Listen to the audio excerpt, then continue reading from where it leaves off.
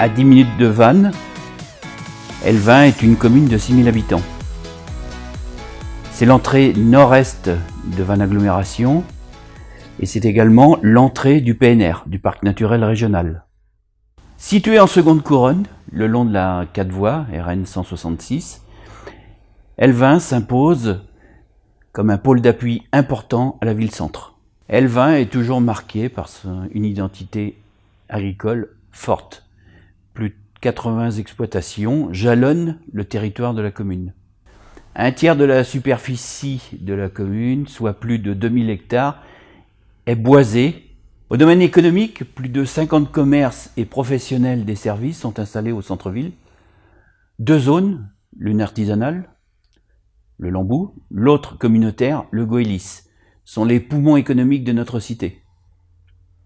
Avec plus de 70 associations, la vie associative est riche et source de dynamisme pour la commune. Tous les jours, ce sont 1300 écoliers et ou collégiens qui fréquentent les établissements scolaires évinois, un collège privé, une école primaire privée et une école primaire publique, auxquels s'ajouteront les 600 élèves du collège public à la rentrée 2017. Malgré un budget contraint, Elvin se transforme grâce à des actions simples et peu coûteuses, telles le fleurissement qui égaye les espaces publics et qui a été couronné cette année par le premier prix départemental des villes et villages fleuris. Je peux aussi citer au domaine numérique l'obtention du label 4@ pour toutes les actions mises en place. Autre exemple ayant attiré cet été de nombreux touristes, ce sont les estivales, dont le programme, les visites, les expositions, les randonnées, les concerts, les rencontres, a été très riche. Riches ont été également le 17e salon du roman populaire et le marché de Noël de l'école Saint-Joseph. 2017 verra l'ouverture du collège public avec ses 600 élèves. Jouxtant cet équipement, une salle multisport et un plateau sportif seront également livrés pour la prochaine rentrée scolaire. Dans la continuité de la voie issue du giratoire de la Grande Lande, la voirie sera élargie, aménagée et sécurisée. La rue des Écoles le sera tout autant. Au centre-ville, ZAC du Centre, la supérette 8-8 sera transférée dans son espace réservé du bâtiment Espacil.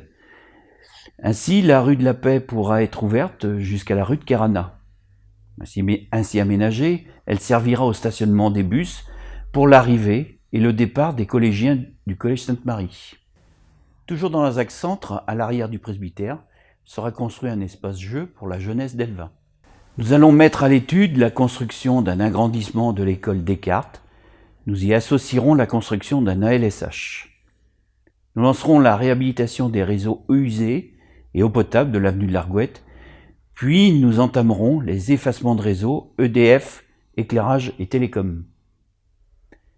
Au point I du Guéot, le bâtiment des sanitaires sera remplacé. Bien entendu, nous allons poursuivre nos efforts de fleurissement de notre cité. Un parking RIS, relais information service, sera aménagé par l'agglomération. Dans un autre domaine, mais très important pour la commune, ce sera la construction de la nouvelle agglomération, sa nouvelle organisation.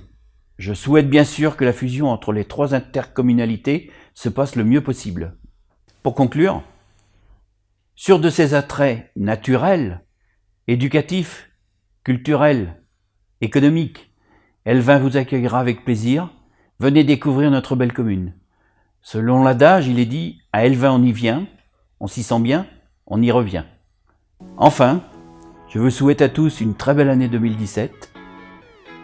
Une année de paix tout d'abord, de bonheur, de joie, de fraternité et pour terminer, une très bonne santé à tous.